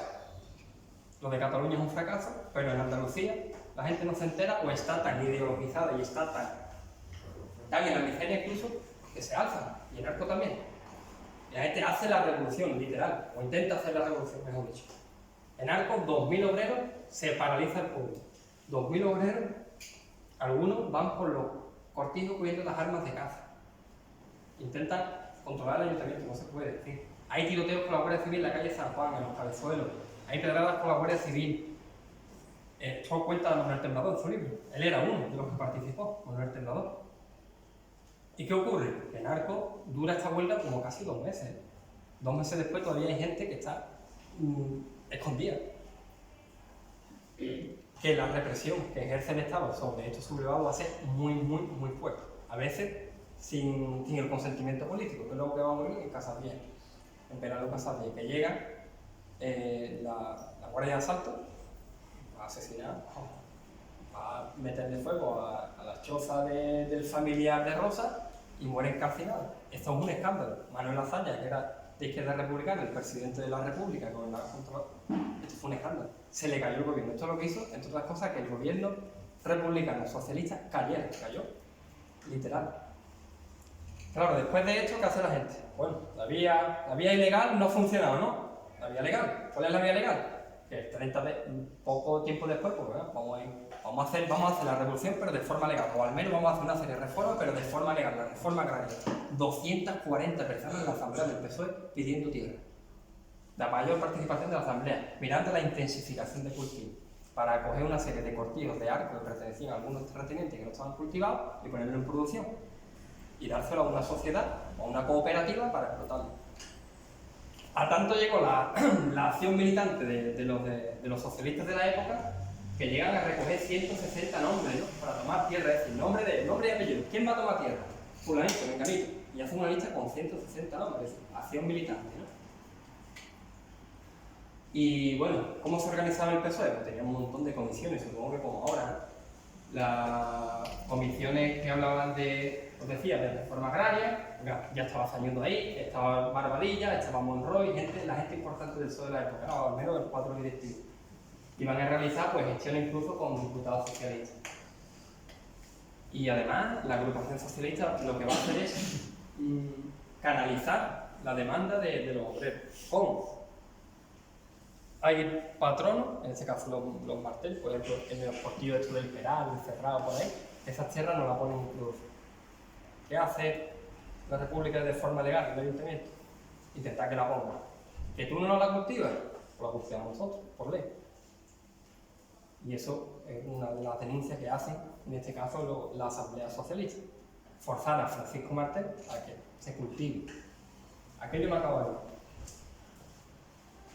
¿Cómo es el PSOE del ayuntamiento? El PSOE del ayuntamiento republicano tiene muy pocos meses, ninguno, casi ninguno. En los primeros meses sobra. ¿Por qué? Porque nada más que estaba Manuel García Sañudo y Manuel Gutiérrez Fajardo, son 2 concejales de 21, ahí no viene a cárcel. Aparte, Manuel Gutiérrez Fajardo, este hombre ni asiste a los clubes. No he logrado saber por qué. Es un hombre que vivió en el campo y se llega a decir que ningún concejal lo conocía. Ha salido un tío elegido y no sabemos quién es. Ha venido un par de veces y poco más. Pero sí estaba Manuel García Sañudo. ¿Qué va a defender Manuel García Sañudo en los plenos? Fuentes públicas en San Francisco, en el barrio bajo. ¿Para qué? Porque es donde vivían los obreros. Todo el Camino de las Nieves, San Francisco, el barrio bajo entero y toda la parte del casco antiguo de San Agustín, Conde Guadalhorce, es decir, toda esa zona, Caños Verdes, obreros. Instalar fuentes públicas ahí para los obreros, claro. Cueste lo que cueste, los otros van a decir, es que cuesta mucho. ¿No? Pero la gente no tiene agua, habrá que traerle agua, ¿no? Porque entonces no había agua, nada, pero teníamos unos pocos. Llevaban unos 10 o 15 años el agua, hasta ese momento no existía, los anillos, los pozos, un poco más. ¿Qué más cosas? Bueno, que factura que se consumiese o dinero que se gastaba, factura. De que trabajarlo. Era otra también de las máximas que reivindicó este hombre, gracias a Dios. Y esos son algunos de los republicanos del ayuntamiento. En el centro está Francesco, a su derecha con las manos es Alfonso Reyes. Bueno, hemos dicho que pasa lo de Casas Viejas, la gente se desencanta con la República, hay una revolución, etc. Cae el gobierno de Azaña, sí, elecciones. Y ocurre una cosa. Que por primera vez van a votar a las mujeres en toda su historia, en España, por primera vez, el 19 de noviembre de 1939. Un grupo de mujeres de Ávila. Vamos a ver, ¿qué se decía? ¿Qué se ha dicho historiográficamente? Que algunos estudios desmienten. Que la mujer ayudó a ganar a la derecha. ¿Por qué? Porque la mujer normalmente estaba más pegada a la iglesia. Y ya sabéis lo que contaba antes, que gente como el cardenal Segura, nada más que se instala la República, empiezan a hacer propaganda contra los republicanos, contra los socialistas. Son demonios, son herejes, son ateos. Y se dice, claro, que en ese caso las mujeres pues, van a votar a los partidos católicos. Hay gente que desmiente esto desde el punto de vista historiográfico. Ya veremos cómo en algunos casos. La foto que tenéis aquí es un meeting. Este hombre es José María Pemán, que está hecho. Esta de las Cuevas, por ejemplo. Y ese es José Antonio Primo de Rivera, el hijo de Miguel Primo de Rivera, que ya en este momento estaba fundando Falange Española. Y salió diputado, iba a salir diputado. Y el arco lo vamos a votar. Claro. Pero, ¿qué ocurre? ¿Qué ocurre en Arco? Que como todo el mundo era de la CNT, y la CNT abogaba, propagaba el antipoliticismo, es decir, que la gente no participara de las elecciones porque todos los políticos eran iguales y esto era un engaño, lo que había que implantar era el comunismo libertario de una vez y punto, pues la gente no fue a votar. Pero que no fue a votar a tanto que Scott, ese republicano histórico, dice, le manda un telegrama al gobernador y dice en el telegrama, se ha abstenido todo el elemento obrero. Todo. Es raro, ¿no? Tú a veces, cuando te encuentras con una noticia de esta, dices, bueno, habrá que verlo, ¿no? Puede ser subjetivo, ¿no?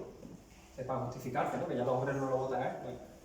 Y en Arco van a ganar las derechas también, y toda España.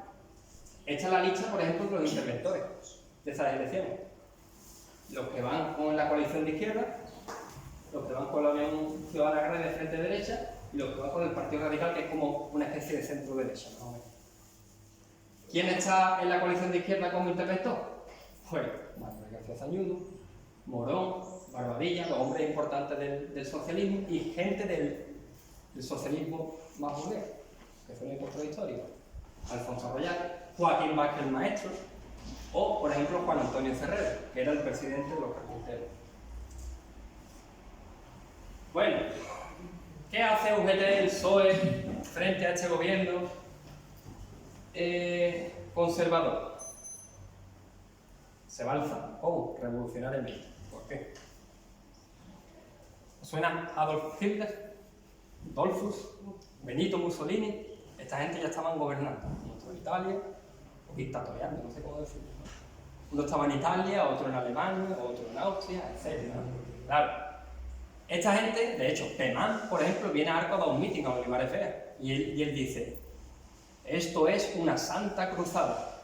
¿Os suena? Santa Cruzada en el año 33, no en el 36. Es después el motivo que va a coger Franco. Bueno, esto es una Santa Cruzada y estamos defendiendo la religión católica, por lo tanto, todo el que no sea católico hay que exterminarlo. Pues ya lo está diciendo Pemán en Olivares Fea del año 33. Y viene Primo de Rivera. ¿Qué dice Primo de Rivera? Que hay que instaurar una dictadura, directamente. Si salimos elegidos, si salgo elegido, dictadura. Eso está escrito. Escrito por los funcionarios que iban a levantar, por la ley de la defensa de la República. Bueno. Y, por ejemplo, otros hablando abiertamente de que hay que hacer un Estado corporativista al estilo de la Italia fascista. Porque era lo moderno, pero no puede ser. Puede ser ahora como el trumpismo o algo así, ¿no? Lo podemos comparar. Bueno, frente a eso, ¿qué hacen los socialistas? Y sobre todo UGT, ¿qué hace? Esa gente va a implantar una dictadura. Se alzan. Sobre todo la gente de la UGT. ¿Dónde? En sitios muy muy concretos como Asturias, que era donde más radicalizado estaban con el tema de la minería. ¿Qué ocurre nada? Paz. Y eran los anarquistas los que tenían, digamos, la importancia. Lo del año 33, enero, de Casa Vieja, aquello no funcionó. Por lo tanto, los anarquistas estaban todos presos o desactivados. La fraternidad obrera estaba clausurada. Estaban actuando pero en clandestinidad. Y los socialistas ni se movieron en Arco, que sepamos a día de hoy, claro. Todo lo que digo que sepamos, porque utilizar un documento que dice lo contrario. ¿Dónde ocurre algo? Muy importante en Prado del Rey. En un bastión del socialismo.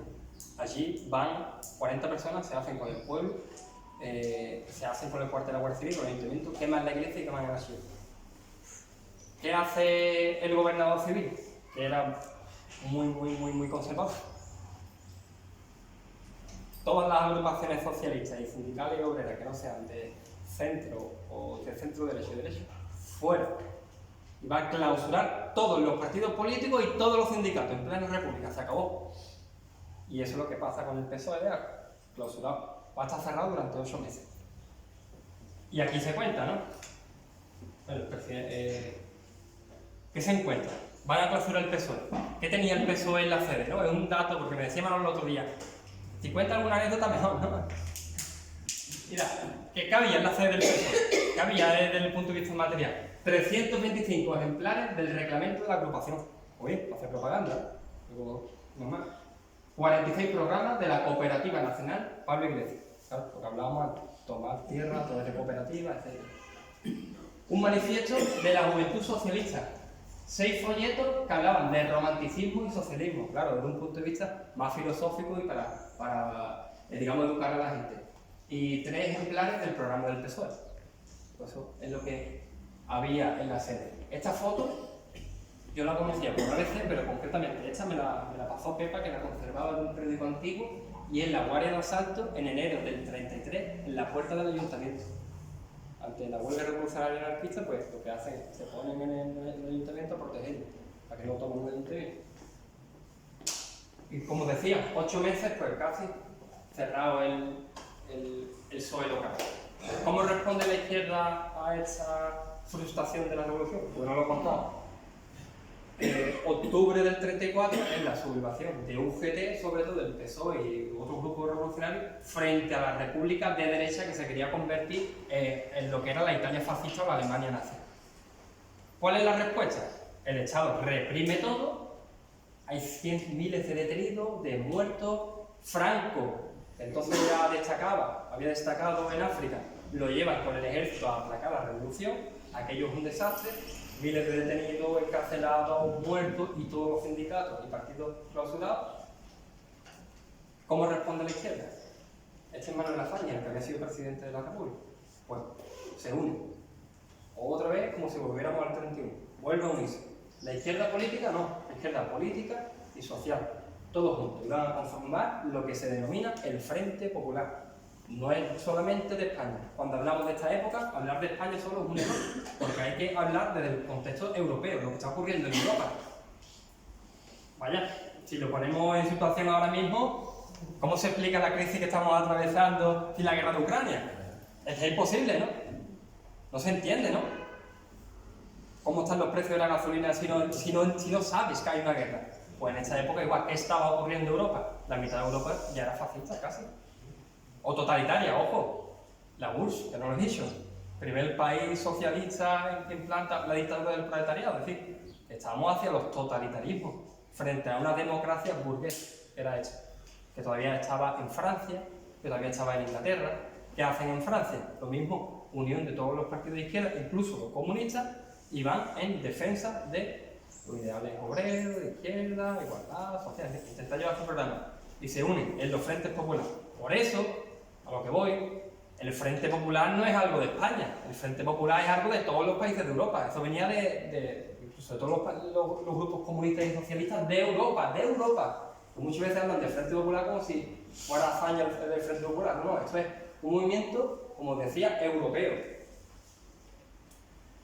Y también ocurre nada. Ahora, Manuel García Sañudo van a comenzar a unirse entre los republicanos, la gente de Fraternidad Obrera, etc. Os decía antes, Francisco Largo Caballero, este que había sido ministro, que era súper importante, que había hecho un montón de reformas a nivel de laboral, etc. Este le meten un puro después de lo de la Revolución de Asturias muy curioso. Lo encarcelan, represión, etc. Y Manuel García Sañudo, junto con otros republicanos socialistas, le envían una carta a Francisco Largo Caballero, y dicen lo siguiente. Bueno, se la mandan a Antonio Roma, el catedrático de latín de Jerez, que está en Madrid como diputado, para que se la dé en este caso a Largo Caballero. Dice: estimado amigo y camarada, en nombre de Izquierda Republicana y de la agrupación socialista de esta ciudad de Arco, rogamos a vuestra excelencia que usted visite a Largo Caballero para testimoniarle nuestro respeto y afecto, al mismo tiempo que felicitarlo por el término de la persecución, al menos de la judicial, con que tan sañudamente le han honrado nuestras cerriles derechas, que han conseguido, en todo le está ocurriendo igual, elevar aún más la excelsa figura del ilustre exministro de Trabajo. Vamos, esto hay que decir.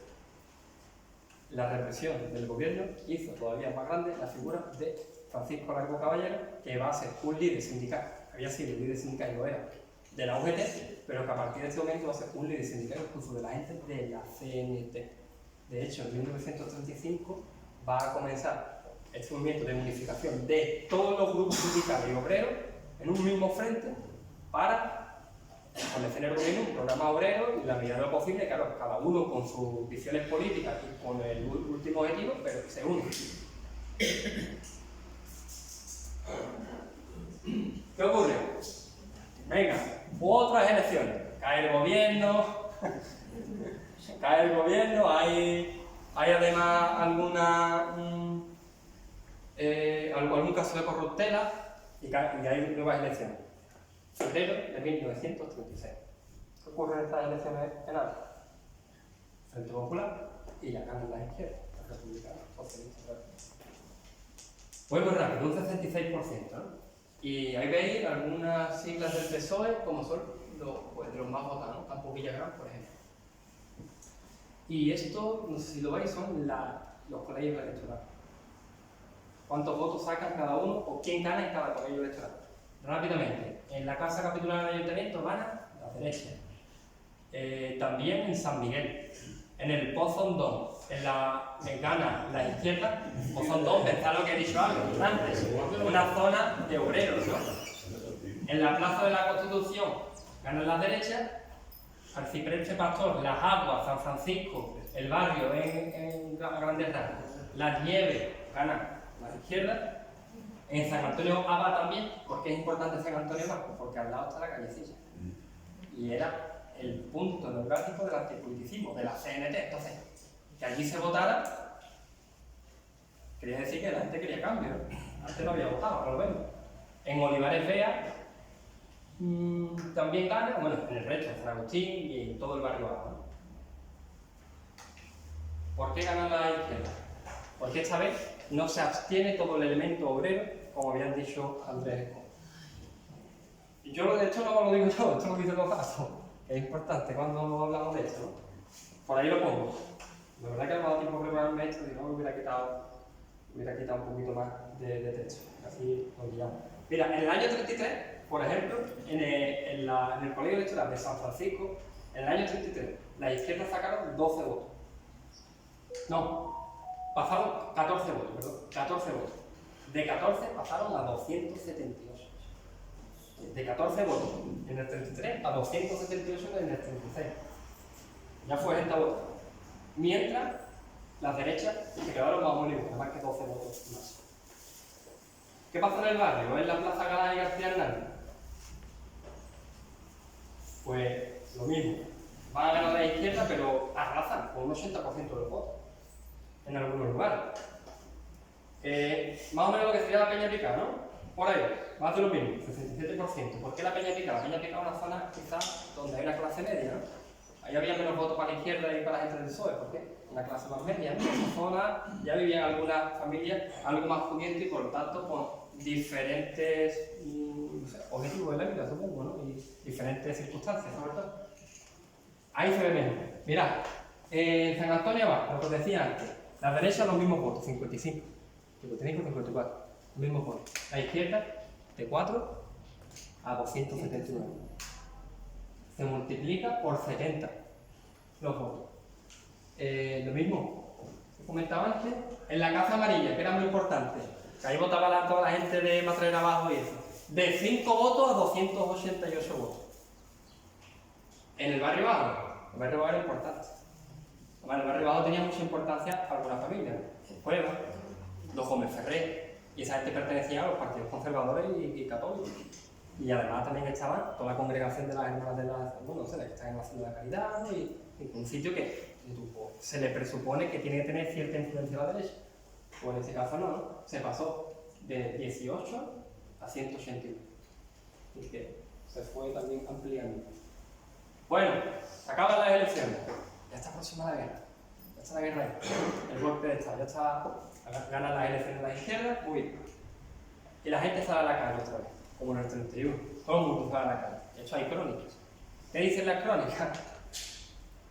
Que sale la gente, obreros, y que llevan una bandera tricolor, o de la República, y varios cartelones en los que se leía a quién quería de alcalde, a Manuel García Sayudo, al histórico socialista. Queremos de alcalde a Sayudo, y queremos trabajo, y además viva Azaña, que era el 100% de Rubén, y Pestaña, que era un antiguo cenetista que ahora se representaba en las elecciones, cambiando de es lo que sería el objetivo de la CNT, ¿no? Y van a entrar socialistas en el ayuntamiento. Diréis, si eran elecciones nacionales, ¿por qué cambia el gobierno municipal? Eran elecciones nacionales, no eran elecciones municipales. ¿Por qué cambia el gobierno municipal? No tiene sentido. ¿Os acordáis en el año 34 que el gobernador había cerrado todos los partidos políticos? O también se había encargado de destituir a todos los concejales de izquierda. ¡Fuera! Destituidos. Entonces, ¿qué hace cuando llega el nuevo gobernador? Restituye a los concejales de izquierda. ¿Y qué hacen los de la derecha? Todos, en bloque, dimitimos. Entonces el gobernador dice, ahora tengo que conformar un gobierno, y además que sea un gobierno incluso así. Y ya dentro de unos meses convocamos elecciones municipales y conforma un gobierno. ¿Hay socialistas en ese gobierno? Sí, muchos. Manuel García Zayudo, Juan Manuel Fernández, Antonio López Manzano, Rogelio Barrera Galvín, que aunque estaba dentro del Frente Popular por el PSOE, en verdad era de Fraternidad Obrera, Diego Carrera Polinar, Juan Rodríguez Fernández y José Garrido Sánchez. Y además, van a abrir otro nuevo local, porque claro, esa gente, los pobres, iban a abrir un nuevo local, represión, lo cerramos, lo abrían, y ahora van a abrir otro nuevo local, no sé dónde es. Y además, una cosa también trascendental en la historia del socialismo real, se va a fundar la primera juventud socialista, en el 36. No recuerdo ahora el mes. Y un papel fundamental de un maestro, José Luis Hoy López, que va a hacer represalia después. Y de hecho, me he pasado un montón, pero un montón. Bueno, y el 1 de mayo, ¿qué ocurre? El 1 de mayo. El 1 de mayo es una cita histórica desde el punto de vista obrero, socialista, libertario, en fin, para todas las clases trabajadoras. Y se celebró en Arco, la verdad, con mucha entidad. Hubo una manifestación festiva, se leyeron manifiestos y se va a sacar un manifiesto conjunto en el que va a estar Francisco del Valle Nuño y Manuel Templado, los maestros que lo van a firmar. Francisco del Valle Nuño había sido directivo del PSOE, yo no sé si en esta época sigue haciendo, y además era del sindicato de los choferes, que era camionero. Y Manuel Temblador era el secretario de la CNT de los campesinos. Y sacan un manifiesto, y yo lo he puesto porque me llama mucho la atención porque son temas actuales. Sí, creo que eran 10 puntos. Bueno, voy a comentar. 1. Contra la guerra y el fascismo. Es decir, esta gente eran conscientes de lo que estaba ocurriendo en Europa. Lo de Europa no era ajeno, ellos sabían lo que ocurría en Europa. Contra la guerra y el fascismo. 2. Abolición de la pena de muerte. Desde el punto de vista filosófico, ¿os acordáis de aquellos folletos de romanticismo y socialismo que estaban en la sede del PSOE? Claro, esta gente creía, ya estaba aquí el germen de los derechos humanos. La solución al paro forzoso, claro, era lo que más les preocupaba. La entrega de tierra a los sindicatos. Y esto. Prohibir los desahucios cuando las deudas sean por causa de crisis de trabajo. En el 36. Prohibir los desahucios cuando el paro sea porque no tiene, porque es que hay un paro, es que no para de llover y no hay trabajo en el campo. O porque ha venido una plaga y ahora como trabajamos, no tenemos que pagar, ¿cómo me voy a echar la cara? O prohibirlo por ley. Desarmar a los institutos armados. ¿Quiénes son los institutos armados? La Guardia Civil, la Guardia Civil, todo, claro, tenían en mente lo de Casas Viejas. Ojo, pero los institutos armados que no fueran afectos al régimen, lógico, ¿no? Si tú no quieres participar de la democracia, pues ya, te retiramos las armas. Indultos para los presos comunes. Los presos comunes que son los que tienen delitos sociales. Bueno, no, delitos sociales. Los delitos comunes que nosotros conocemos, robar, etc. ¿Qué ocurría? Que a veces a los propios sindicalistas pues se les metía preso poniéndole que había sido por un robo, por ejemplo. Entonces, libertad o indulto para los presos comunes. También hubo un indulto para los presos sociales, que tenía la regla tercera. Abolición de la ley de mago y maleantes y demás de leyes. En fin, esto en el 36. A ver, supongo que también alguien estará pensando CNT, UGT, Unión, sí, pero tiene que haber rivalidad. La Vía, sí, hubo un montón de rivalidades, un montón de sitios. En Arco también. Por ejemplo, hay escritos que dicen la gente de la CNT que los dirigentes del PSOE no quieren la unidad obrera, porque quieren seguir controlando el cotarro. Vienen a decir eso. ¿Qué dicen, por ejemplo, las juventudes socialistas? Que las juventudes libertarias no paran de atacarlos. Hay rivalidad entre los sindicatos y entre los anarquistas y los socialistas. ¿La mujer participa de todo esto? Oficialmente no, extraoficialmente sí. ¿Cómo? Pues no sé, hay una huelga, ¿qué hacen las mujeres? O dedicarse al tema de la comida, a recoger dinero para mandar las Sanlúcar que están en huelga los de Sanlúcar. Ese tipo de cosas. Normalmente. En el anarquismo no. Por ejemplo, en Génova y Azul, en el 36, se funda un sindicato en una choza, la choza número 4, Fraternidad y Progreso. Y a esa choza va a ir María Luisa Cobo Peña, que era una importantísima dirigente jerezana en la CNT, a hablar sobre todos los temas actuales del feminismo. Que nos parecen tan actuales, pues ya se trataban en las asambleas, por ejemplo, de estos obreros. O otros, muchos eran antitaurinos, estaban contra el alcohol, contra la droga, así. Esos pensamientos que ahora nos parecen muy modernos son muy antiguos. Y llega el 18 de junio del año 36, ya voy a acabar por fin. Se termina, obviamente, la agrupación socialista. García Sañudo, ¿os acordáis cuando hablaba de la ilustración, de que era muy importante saber, la cultura? Pues era porque él estaba recaudando fondos como presidente de la Fraternidad Obrera para confeccionar la gran biblioteca, que después del golpe de Estado va a ser quemada en la Plaza del Clavito. Este es el bando que declara la Guardia Civil, 18 de junio el golpe de Estado.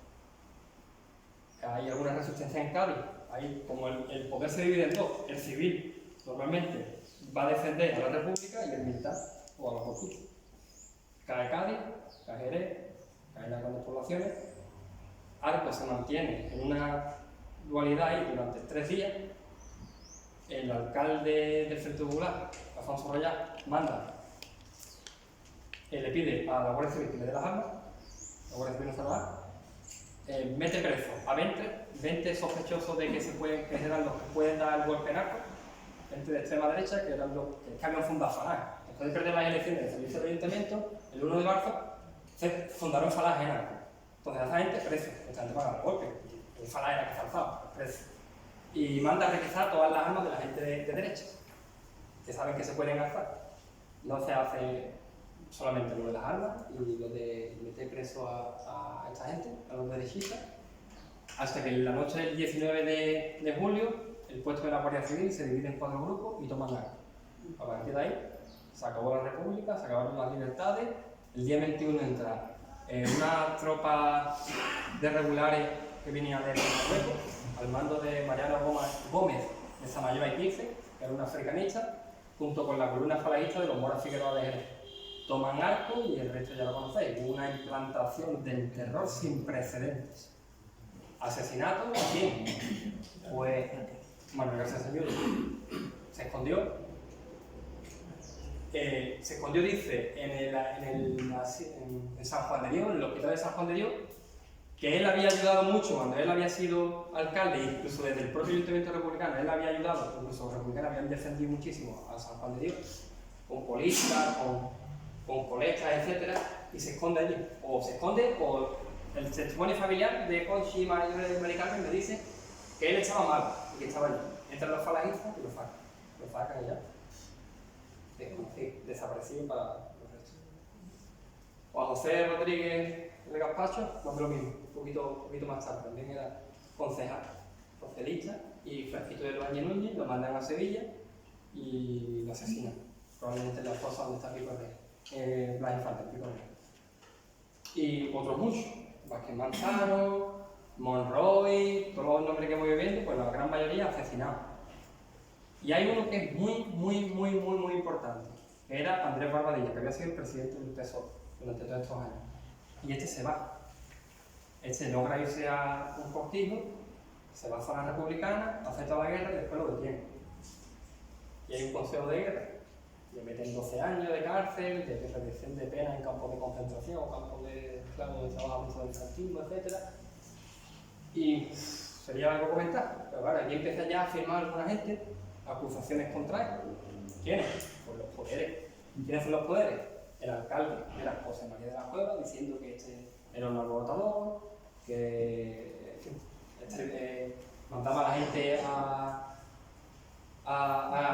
excitaba las masas en huelga, haciendo propaganda extremista, etc. ¿no? También contaron que él había cortado árboles para evitar la entrada de los falangistas que venían de Jerez.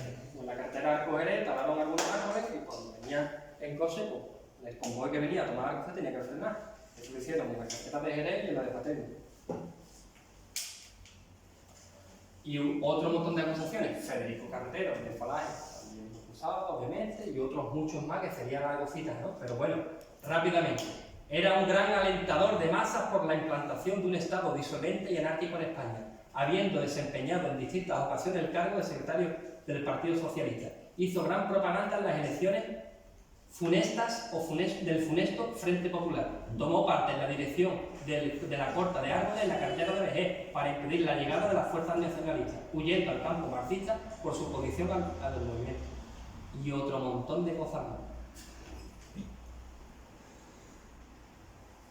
Hay una, que ya lo estaba viendo antes lo que estábamos y decía, esta me encanta, ¿no? Porque dice que Andrés Barbadilla se dedicaba a la propaganda marxista, empleando para ello periódicos de extrema izquierda y que leía a los grupos de obreros que no sabían hacerlo, consiguiendo así el envenenamiento de las masas. Envenenaba a la gente con la idea socialista. Y hay uno, que siempre hay buenas personas, los amigos que uno tal vez quisiera tener, que dice, eso es incierto. Y voy a decir, yo creo que lo voy a decir. José Gil Carrasco, el Piramid, dice por ahí,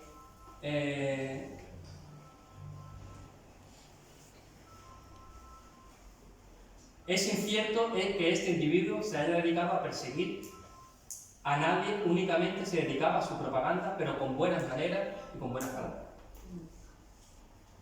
En fin, y otro más. En fin, se extermina a los socialistas, se extermina a la agrupación, se queman los libros que tenían, etcétera, etcétera. Pero la idea socialista pues, siguió, ¿no?